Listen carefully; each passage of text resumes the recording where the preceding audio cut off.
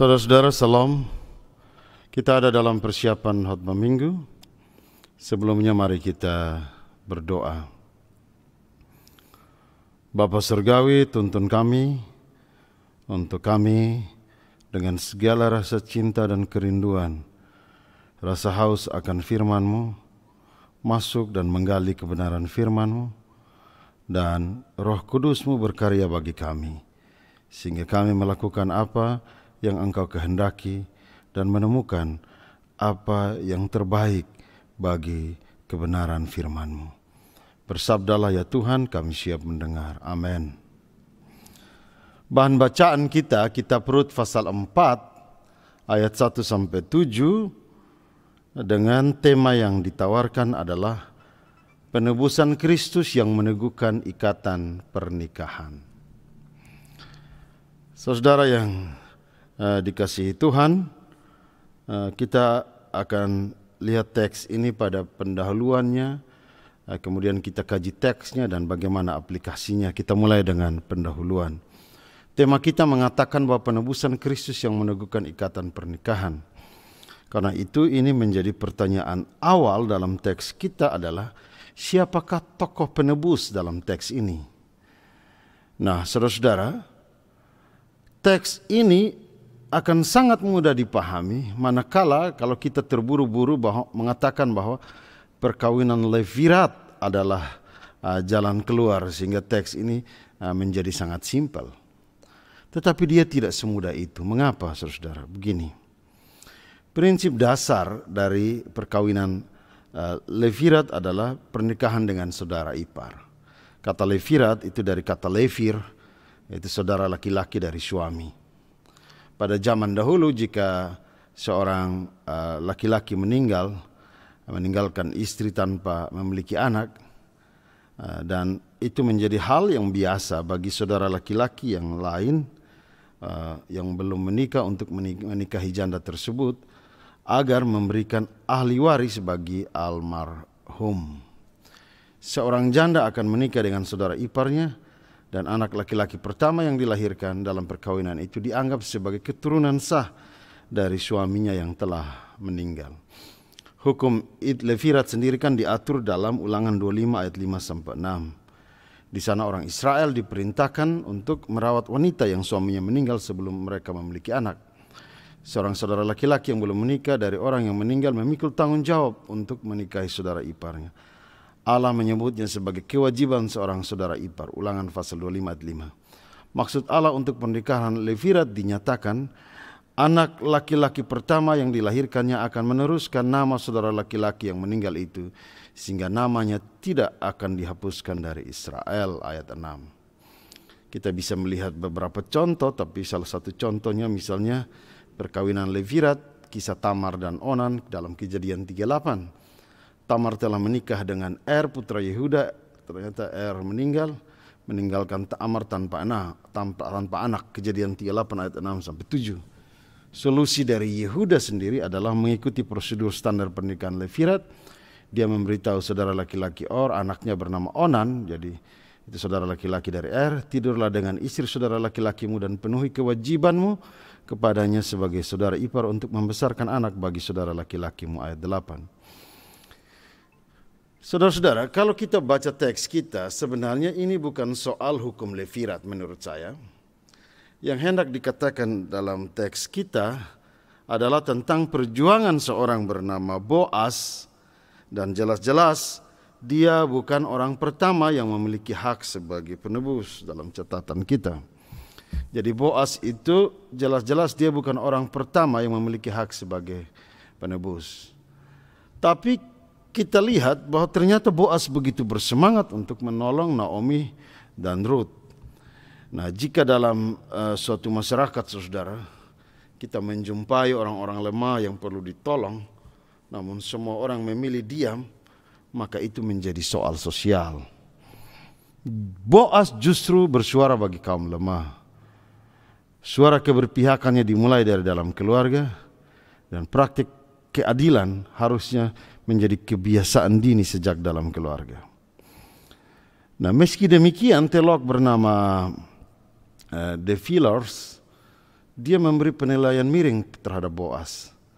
Dua tuduhannya terhadap Boas begini. Pertama, menurut dia Boas sudah membangun hubungan diam-diam dengan Rut. Semacam ada cinta terlarang. Rut pasal 2 ayat 14. Kalau kita baca dalam pasal 2 sampai pasal 3 menunjukkan bagaimana Boas memberi perhatian lebih kepada Rut. Dan secara diam-diam atas usul Naomi, Rut pergi dan tidur di sebelah Boas. Rut pasal 3 ayat 10 sampai 11. Jadi menurut The Fellers, perkawinan Levirat hanya dipakai sebagai alasan untuk menutupi cinta terlarang yang sudah dilakukan Boas. Saudara, ada banyak diskusi tentang apa yang sebenarnya dilakukan Rut dan khususnya arti dari membuka kaki dalam Rut pasal 2-3 tadi. Secara halus itu berhubungan dengan seks. Bandingkan Yeremia 2 ayat 25. Dan ada nuansa ritus kesuburan Kanaan tentang tempat pengirikan. Hosea 9 ayat 1. Mengingat pernyataan dalam Rut pasal 3 ayat 7. Setelah ia selesai makan dan minum dan dalam keadaan segar bugar. Apalagi kita menyadari bahwa Rut berasal dari keturunan Moab, di mana latar belakang leluhur mereka melakukan praktek seks yang memalukan. Lot tidur dengan anak perempuannya, Kejadian 19 ayat 30-38. Itu ketika ia mabuk. Bahkan The Fellers menambahkan bahwa apa yang dilakukan Boas ini adalah dosa warisan suku Yehuda. Yehuda mengawini menantunya. Bahkan itu berlanjut, Daud mengambil Batseba istri Uria. Saudara-saudara, pandangan ini kelihatannya masuk akal, tetapi terlalu menyudutkan Boas. Begini saudara, siapa yang mau larang orang, dalam bahasa hukum kita, siapa yang mau larang orang bersuka? Antara nyaman dan cinta ya begitu sudah. Orang bisa sudah, walaupun sudah menikah, tapi kalau dia rasa nyaman, itu bisa saja terjadi. Tapi tentu saja pendapat ini adalah interpretasi yang jauh dari apa yang tertulis. Pasal 2 ayat 11 justru menunjukkan sikap hormat terhadap perempuan dan integritas Rut.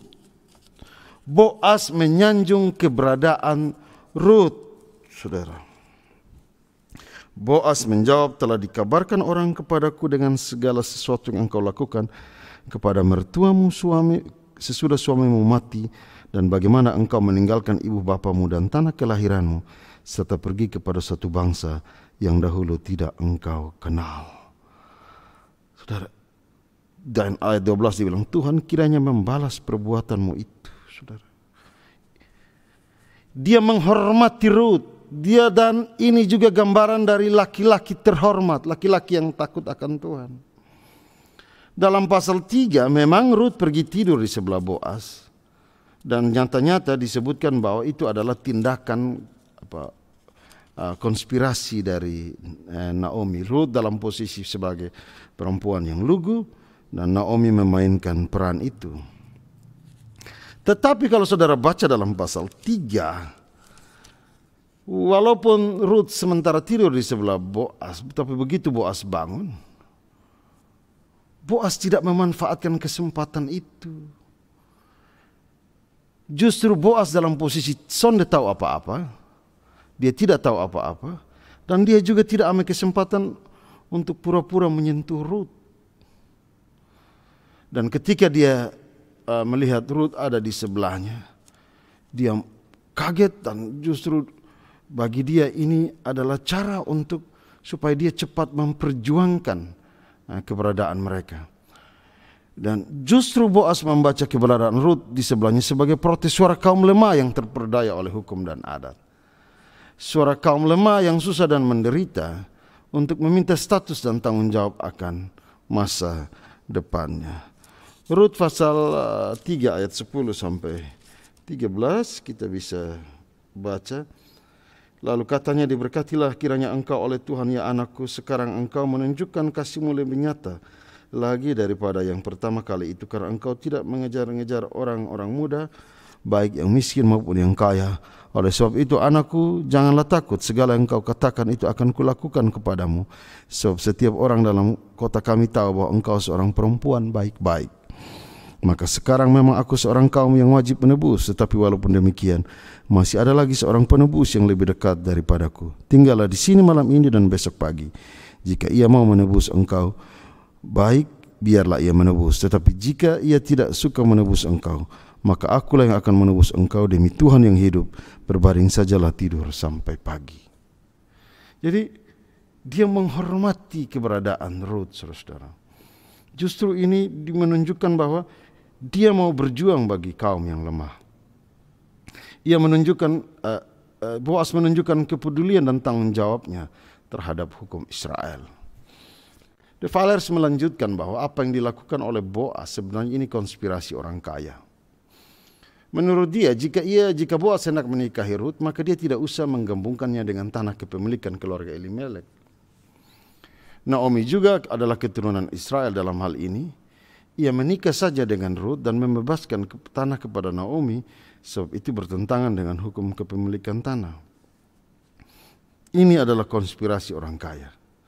Menurutnya kebiasaan tuan tanah adalah menutupi aibnya dengan cara melalui pernikahan.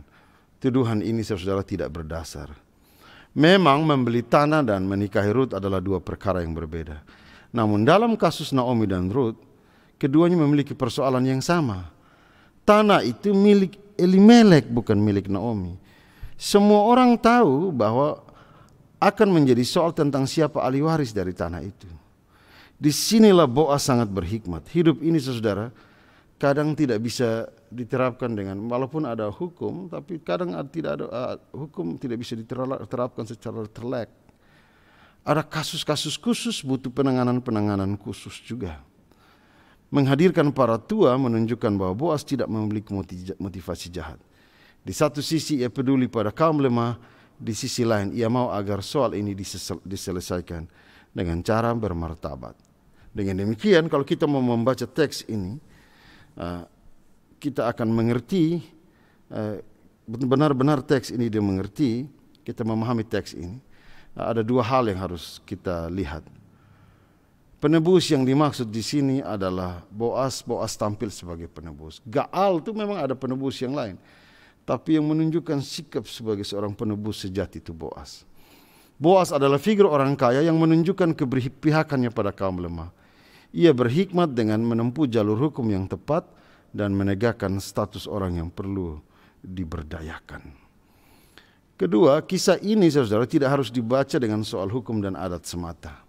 Sebagaimana Alkitab merupakan sebuah refleksi iman, maka kisah ini sebenarnya hendak menunjukkan bagaimana keteguhan iman seorang perempuan dalam menghargai Tuhan Israel, dan Tuhan Israel menunjukkan kehormatan bagi Ruth setelah ia dengan berani berkata dalam Rut 1 ayat 16-17, "Jangan desak aku meninggalkan engkau dan pulang dengan tidak mengikuti engkau.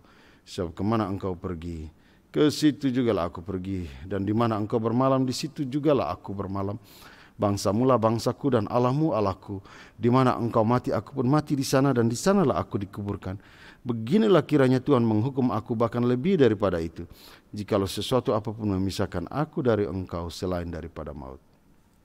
Saudara, perkawinan hanyalah alat untuk membentuk keluarga. Namun jauh sebelum perkawinan, hendaknya setiap pribadi harus memiliki nilai iman dan keyakinan terhadap penyertaan Tuhan. Setelah perkawinan pun, Tuhan menjadi yang utama. Setiap pribadi yang hendak menikah ataupun sudah menikah harus memegang komitmen iman di dalam dirinya untuk menempatkan Tuhan di atas segala-galanya. Nah, mari kita lihat bagaimana kajian teks kita. Dalam ayat 1, saudara, teks ini dibuka dengan Boaz telah pergi ke pintu gerbang dan duduk di sana. Boaz, kalau dalam bahasa Ibraninya, Boaz ala sa'ar yashabsam. Boaz telah pergi ke pintu gerbang. Dua kata yang menurut saya harus menjadi perhatian, yaitu Allah dan sa'ar. Jadi Allah itu bukan hanya telah pergi, tetapi dia bergegas atau berjalan dengan cepat, berjalan dengan maju, berjalan untuk mencari solusi yang tepat, menyelesaikan persoalan. Bagi Boaz ini bukan soal Naomi dan Rut. Ini bukan masalah biasa, ini masalah serius. Tidak boleh diam. Dengan demikian, Boas menjadi alat yang dipakai Tuhan untuk membangunkan sikap kepedulian terhadap masyarakat kaum lemah. Jadi keseriusannya berjalan dengan bergegas, dengan cepat, berjalan mencari solusi. Ini bukti dari karya seorang penebus yang mau untuk peduli terhadap kehidupan masyarakat, terutama kaum-kaum yang lemah. Sekarang kata Za'ar, gerbang kota. Za'ar itu adalah salah satu tempat di mana orang-orang berjumpa untuk membicarakan bisnis, menyambut tamu, ataupun menyelesaikan persoalan hukum, memberi nasihat di situ. Dalam hukum Musa, orang tua dari anak yang memberontak diperintahkan untuk membawanya ke gerbang kota, di mana para tua akan memeriksa bukti dan memberikan penilaian. Ulangan 21 ayat 18 sampai 21. Menurut saya, dua kata ini adalah kunci memahami teks ini. Apa yang dilakukan oleh Boas menunjukkan sikap keberpihakan, tetapi melalui cara yang bermartabat.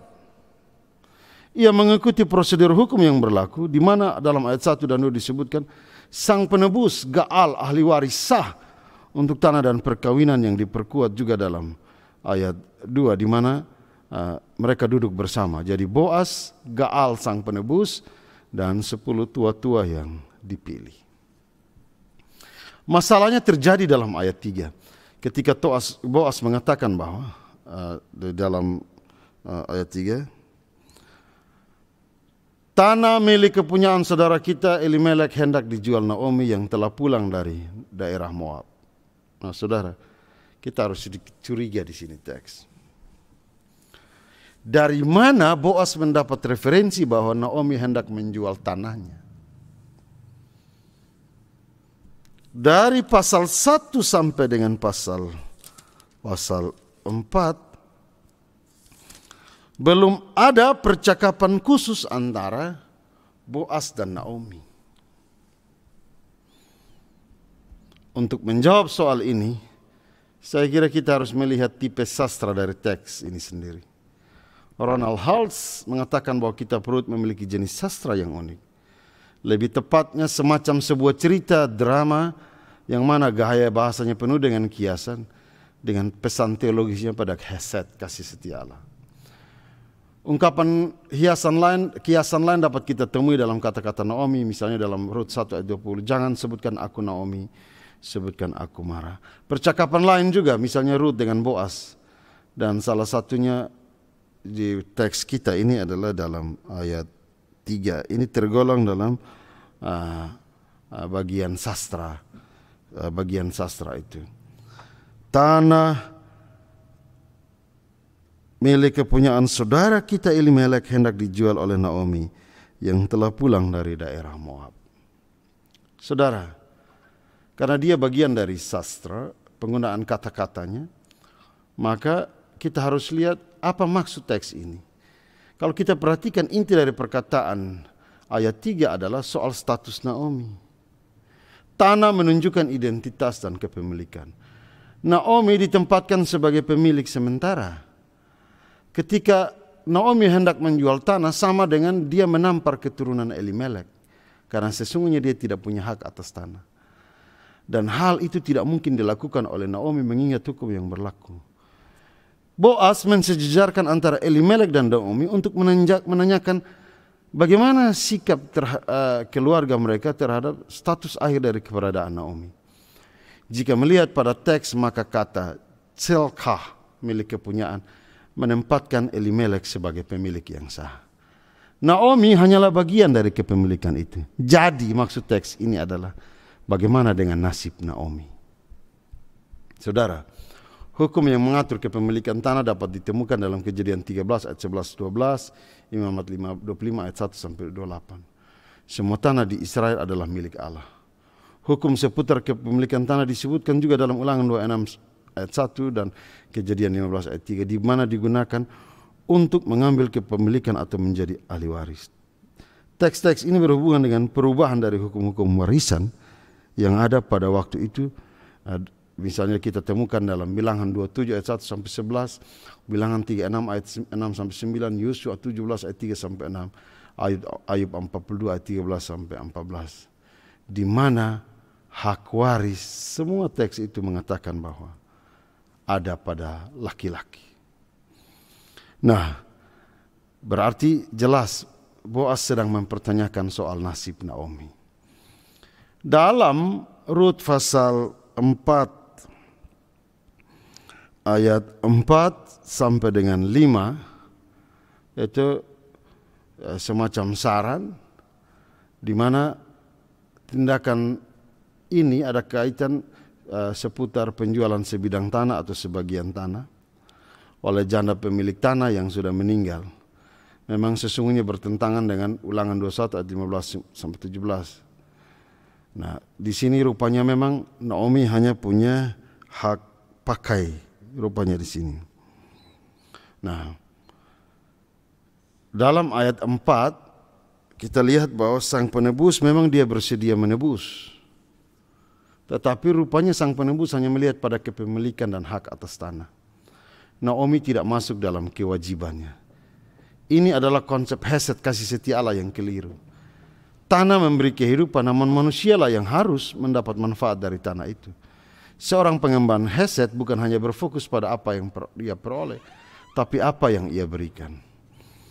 Dan masalahnya menjadi berbeda ketika Boaz mengatakan dalam ayat 5 bahwa ketika tanah itu ditebus maka tanah itu menjadi miliknya. Gaal, sang penebus itu menjadi miliknya. Naomi dapat terpelihara dengan uang tebusan. Namun karena perempuan selalu ada di pihak lemah, maka soal akan menjadi baru. Bagaimana dengan posisi Rut? Sangat memalukan jika Naomi harus memelihara hidup Rut dengan uang tebusan. Ini akan merendahkan, saudara-saudara, merendahkan suku, merendahkan keturunan dari Elimelek. Logikanya adalah sang penebus akan merasa rugi dua kali. Ia harus mengeluarkan uang tebusan kepada Naomi, dan ia juga harus mengeluarkan uang untuk membiayai kehidupan Rut. Masalahnya akan muncul lagi ketika Rut ia nikahi, maka tanah itu pun bukan menjadi miliknya. Sebab ada dua aset yang harus ia tebus, tanah dan Rut. Itu berarti diperlukan lagi uang untuk melepas status Rut, dan ini menguntungkan Naomi dua kali. Keberatan dalam ayat 6 menunjukkan bahwa tidak mudah mengambil peran sebagai seorang penebus. Berkorban juga mungkin ada batasnya. Meski secara hukum ia adalah penebus yang sah, namun status itu terkendala dengan finansial, ada perhitungan lain. Ia tidak mau mengalami kerugian dua kali. Bukankah memiliki Rut sebagai istri adalah keuntungan? Saudara, ini akan jauh lebih mahal dibanding mengambil seorang istri baru di masa itu. Lebih baik ambil istri baru saja. Ia melepas haknya secara sah dan kemudian menyerahkannya kepada Boaz yang bersedia menebus. Dan Boaz bersedia menebus, sekaligus Boaz mengalami dua pembebasan. Pertama, pembebasan dari tragedi keluarga. Kedua, pembebasan dari hutang janji kepada Rut. Dan sebagai tanda pembebasan itu, sang penebus memberi sebelah kasut. Boaz menjadi sang penebus yang rela berkorban, mengangkat nama keluarga, mengemban nilai hukum Tuhan, tapi dia tidak memperhitungkan finansial. Hesed, kasih setianya, kasihnya yang besar, kasih perjanjiannya. Melihat manusia sesama dengan kasih itu jauh lebih kuat dalam diri Boaz. Dalam ayat 7, Boaz menerima kasut itu sebagai jejak kaki, namun telah lebih dahulu menyerahkan hatinya untuk mengganti jejak kaki yang kotor itu dengan hati seorang penebus yang berjalan atas nama hesed, kasih setia Allah. Jadi kesimpulannya, Boaz sebagai penebus hadir bukan karena suatu kewajiban, bukan hanya untuk menyelamatkan Naomi, bukan juga karena janjinya kepada Rut, bukan karena cinta terlarang, bukan karena suatu hawa nafsu, melainkan murni kasih dalam menghargai dan menempatkan orang lain sebagai manusia yang sepantasnya diperlakukan dengan bermartabat. Mari kita lihat aplikasi teks kita. Kita belajar tentang suatu tatanan sosial yang rumit dari kehidupan rumah tangga Israel. Namun kita belajar bagaimana kerumitan itu bisa diatasi bukan hanya dengan legalitas hukum semata, Semua itu dilampaui dengan menaruh sikap hormat kepada Tuhan, kepedulian dan cinta yang kuat. Dalam budaya kita, seringkali saudara-saudara, untuk memasuki ikatan pernikahan kita terkendala dengan ongkos. Banyak pihak, perempuan juga diperlakukan dengan begitu tidak adil, seolah mereka sangat dekat dengan nilai uang dan barang. Seringkali perselisihan keluarga dan rumah tangga sampai mengungkit kembali pengorbanan keluarga yang harus terbelit hutang. Di pihak lain, ada yang begitu melonggarkan perkawinan sehingga terkadang perkawinan diremehkan. Saudara, perkawinan harus dibangun dengan dasar penebusan Kristus. Tidak ada persembahan emas dan perak yang lebih mahal dari darah Kristus yang kudus. Kristus mempersembahkan dirinya, demikianlah perkawinannya. Hendaknya merupakan persembahan hati kedua pihak. Persembahan hati semua keluarga, sehingga menopang rumah tangga untuk diselamatkan. Di sini kita melihat Boaz secara tidak langsung telah memanifestasi karya pembebasan Allah. Boaz hadir melampaui kerumitan hukum adat dan budaya. Boaz mengambil risiko sebagai Gaal penebus dan menunjukkan bahwa karya penebusan Allah mengandung risiko dan pengorbanan yang rumit. Ini adalah aplikasi cinta yang kuat dalam Alkitab, bahwa penebusan harus memiliki landasan cinta kasih yang kuat, sebab kerumitannya tidak hanya diukur dengan barang atau uang. Penebusan berarti mau melepas harga diri, melepas dan berkorban. Dan Allah telah menunjukkan karya penebusan, dan Rut adalah salah satu cara bagian penebusan Allah untuk mewarisi kasih setia Allah. Saudara, teks ini tidak berakhir di sini. Ujian iman dan perjuangan ketulusan ada pada perjalanan hidup selanjutnya. Boaz tidak salah berjuang. Ia hadir sebagai salah satu alat Tuhan untuk menunjukkan rancangan Allah. Boaz akan terhitung sebagai pembebas, dan dari keturunannya juga lahir pembebas sejati, yaitu Yesus Kristus, sang anak Daud. Dan begitulah jika dalam keluarga yang menghormati Tuhan, mereka ditarik Tuhan masuk ke dalam zona kemitraan, di mana Tuhan menjadikan keluarga mereka sebagai alat karya Tuhan bagi segala rancangan pembebasan kehidupan ini. Amin. Mari kita berdoa. Terima kasih Tuhan untuk firman-Mu. Berkati kami agar ketika kami menggali dan ketika kami mempersiapkan khotbah, kami makin diperkaya oleh Roh-Mu. Kami serahkan hidup kami, seluruh ungkapan syukur kami, di dalam nama Yesus Kristus Tuhan kami, pembebas sejati. Amin.